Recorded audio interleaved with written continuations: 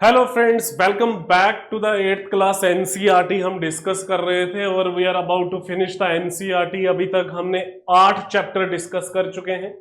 So chapter number 1, 2, 3, 4, 5, 6, 7, 8 we are at the chapter number 9 और आज इस चैप्टर में हम डिस्कस करेंगे that is the factor responsible for the rise of nationalism. So जो ये जो 8th क्लास की एनसीईआरटी है, इट इज एक्सट्रीमली इंपॉर्टेंट इसलिए है क्योंकि मॉडर्न इंडियन हिस्ट्री जो है इसमें बड़े ब्रीफ तरीके से दी गई है। और ये जो एनसीईआरटी है, ये आपका एनसीईआरटी जो आपका जो स्पेक्ट्रम की किताब है, जो आप हायर स्टडीज में पढ़ते हो, हायर क्लासेस में पढ़ते हो, उसी का जिस्ट है। सो आज हम डिस्कस करेंगे, इसका बड़ा इंपॉर्टेंट चीज है, that is the rise of Indian nationalism. आज हम डिस्कस करेंगे। अब rise of, first of all, what you mean by nationalism? Nationalism क्या है और नेशनलिज्म जो है इंडिया में कब आया और नेशनलिज्म के राइज में कौन कौन से फैक्टर रिस्पॉन्सिबल थे? क्या रिवोल्ट ऑफ 1857 भी रिस्पॉन्सिबल था for the rise of Indian nationalism? Congress का क्या रोल था? ब्रिटिश रूल का क्या सिग्निफिकेंस थी? What was the role of British rule in India in generating the feeling of nationalism के फीलिंग को जनरेट करने के लिए ब्रिटिश रूल का क्या योगदान है? इकोनॉमिक फैक्टर्स कहां तक योगदान है? तो ये सारा हम डिस्कस करेंगे। एंड मे बी हूसोएवर, जो आप में से जो भी लोग तैयारी कर रहे हैं, बड़े सारे लोग ऐसे होंगे जिनको 8th की एनसीईआरटी से ज्यादा पता होगा और बड़े सारे वो लोग होंगे जो अभी तैयारी के बिगिनिंग के फेस में है, इनिशियल स्टेजेस में है, और उनके लिए NCERT is very very important. So आज हम डिस्कस करेंगे, that is come to the chapter number 9। That is chapter number 9 is rise of Indian nationalism. So इसमें बिल्कुल एग्जैक्टली इसमें नथिंग, कुछ नया चीजें हम नहीं ऐड कर रहे हैं और ना ही कोई चीजें छोड़ रहे हैं। अब इसमें कौन कौन से टॉपिक्स हैं आपके? इसमें armed revolt after 1857, how it was responsible for the rise of Indian nationalism, rise of consciousness, इसकी वजह से राइज ऑफ नेशनल कॉन्शियसनेस आई। Then antagonism of the Indian people to the British rule, political and administrative unity was responsible, economic changes were responsible, how the modern education was responsible for the rise of Indian nationalism, then the discontentment against the British rule due to various factors, formation of political association, formation of Indian National Congress in 1885, then early phase of Indian nationalism, British attitude towards the Congress, emergence of new trends in the Congress, all these factors responsible for the rise of Indian nationalism. बाद में higher classes में आपकी जब 11-12 की NCERT हम discuss करेंगे, उसमें भी बड़ी सारी चीजें आती हैं, उसमें भी बड़े सारे फैक्टर्स आते हैं जिसको आप इन चीजों को फर्दर नेक्स्ट स्टेज पे हम इनको डिस्कस करेंगे। So let us start. सो सबसे पहले हम बात करेंगे, that is rise of Indian nationalism में सबसे पहले हम बात करेंगे आर्म्ड रिवोल्ट आफ्टर 1857। 1857 के बाद जो आर्म्ड रिवोल्ट है, जैसे फॉर एग्जांपल वहाबी मूवमेंट जो है, सैयद अहमद बरेलवी, इन्होंने स्टार्ट की in 1870। It was responsible for the rise of Indian nationalism, although it was crushed by the British imperialism. Then Deoband movement 1867 में, again it created anti-British sentiments among the Muslim students. Then the Kukka movement organized by Guru Ram Singh among the Sikh, also responsible for the rise of Indian nationalism. Then numerous peasant revolt in Bengal, Bihar and Maharashtra against the British rule and the exploitation. Then Rampa rebellion in Andhra Pradesh, ये अलग अलग phases में हुआ। मुंडा revolt led by Birsa Munda. तो ये सारे factor responsible हैं for the rise of Indian nationalism. यहां तक पीजेंट रिवोल्ट है। पीजेंट रिवोल्ट जैसे फॉर एग्जांपल आपका इंडिगो रिवोल्ट है, जैसे फॉर एग्जांपल पबना रिवोल्ट है, जैसे फॉर एग्जांपल डेक्कन रॉयट्स हैं। तो इन सब ने एक चीज क्रिएट की, all these factors created anti British sentiments.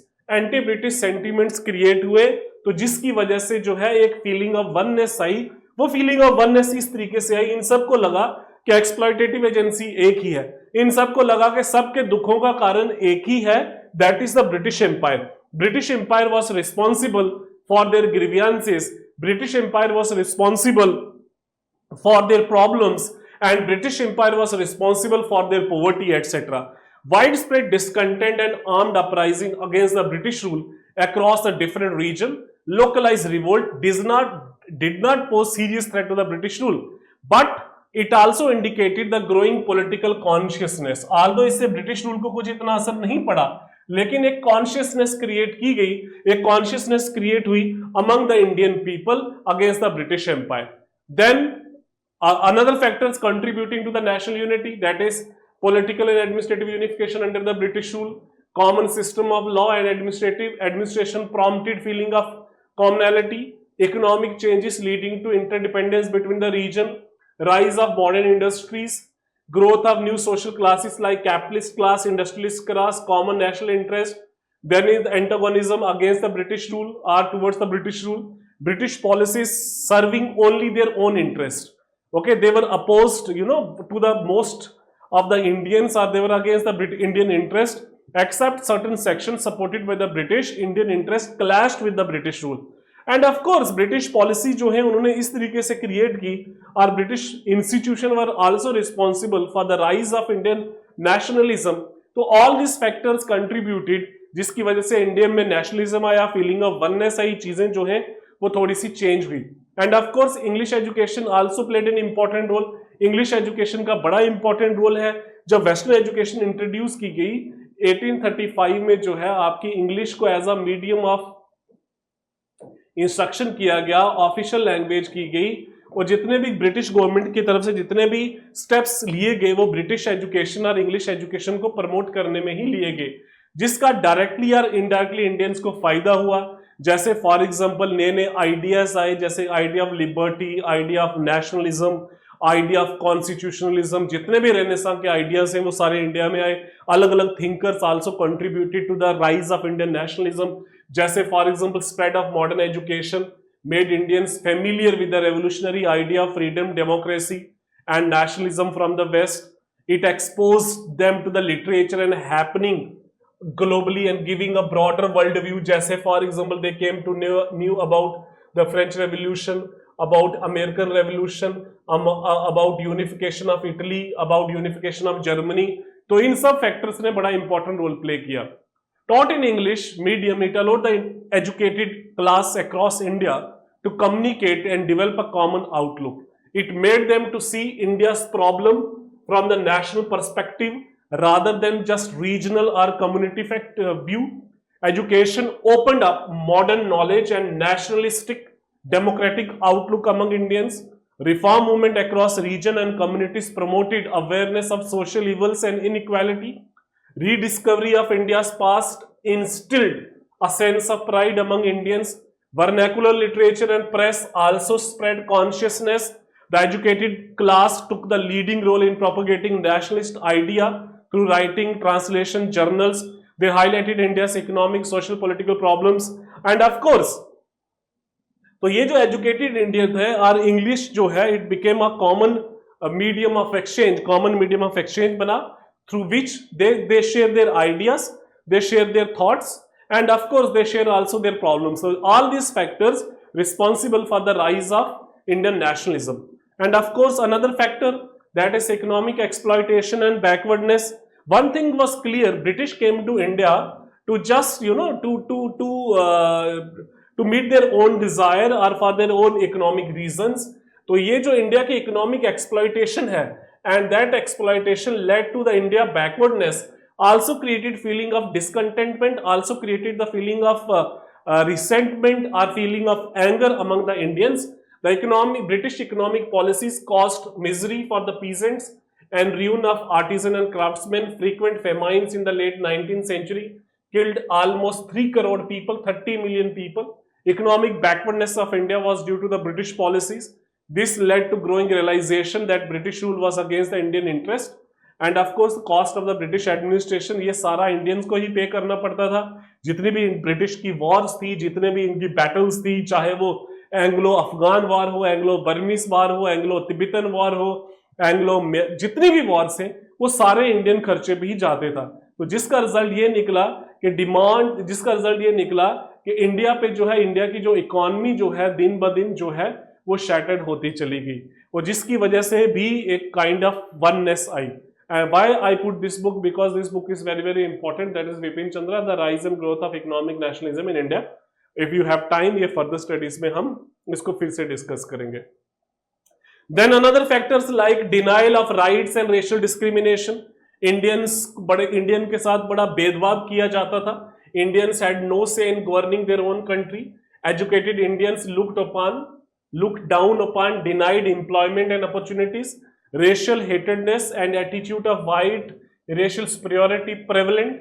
Indian faced humiliation, segregation, and not allow entry to certain places. Beating, tortures, unfair trials of the Indian people, that was very, very common. Then suppression of freedom, basic freedoms of thought, speech, expression, curbed to suppress nationalism. Newspaper suppressed, book banned, including those on other nation independence struggles. तो ये सारे factor जो हैं इन्होंने भी एक kind of oneness और kind of nationalism की फीलिंग जो है वो क्रिएट की among the Indians. Then all this factors का एक कंक्रीट रिजल्ट ये निकला कि एक पॉलिटिकल ऑर्गेनाइजेशन बनाई गई, एक पॉलिटिकल एसोसिएशन बनाई, जिसके थ्रू जो है इंडियंस को एक प्लेटफॉर्म मिला, जिसके थ्रू उन्होंने अपने नेशनलिज्म को एक कंक्रीट शेप दी. And that organisation was known as Indian National Congress. ऐसा नहीं था कि इंडियन नेशनल कांग्रेस से पहले एसोसिएशन नहीं थी. इंडियन नेशनल कांग्रेस से पहले भी एसोसिएशन थी, लेकिन उनका एक ऑल इंडिया और पैन इंडिया लेवल का जो है वो नेचर नहीं था. रीजन लेवल की ऑर्गेनाइजेशन थी.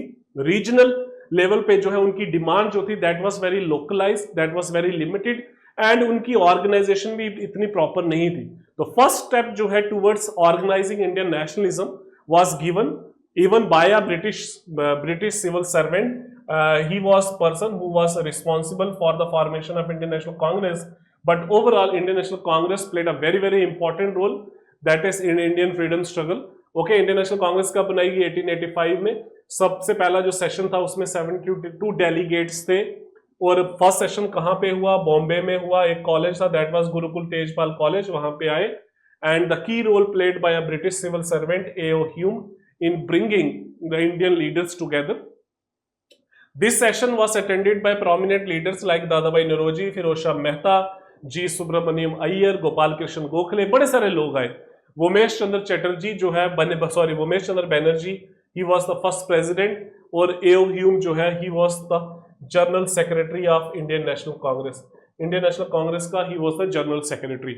What was the objectives and significance? Bring together leaders from the different parts to discuss the national issues, remove prejudices of race, religion and region, passed resolution demanding changes in the British policies and administrative reforms, hailed as a nucleus of future parliament, ठीक है, and landmark for the Indian National Congress. तो Indian National Congress played the most important role. Indian National Congress की खास बात ये थी, it was secular in character. Indian National Congress की खास बात ये थी कि पैन इंडियन लेवल के इंटरेस्ट को रिप्रेजेंट करता था. ऑल्दो इंडियन नेशनल कांग्रेस ने कोई आते सार कोई चमत्कार नहीं किया, तो धीरे धीरे जो है इंडियन नेशनल कांग्रेस जो है वो भी क्या हुई, वो भी इवॉल्व्ड हुई, अलग अलग फेजेस में गई. वो हम डिस्कस करेंगे नेक्स्ट चैप्टर में. Early phase of the Congress was known as the moderate phase of the Congress. Early phase जो कांग्रेस का है वो मॉडरेट फेज है. 1885 से लेके 1905 तक इसने डोमिनेट किया.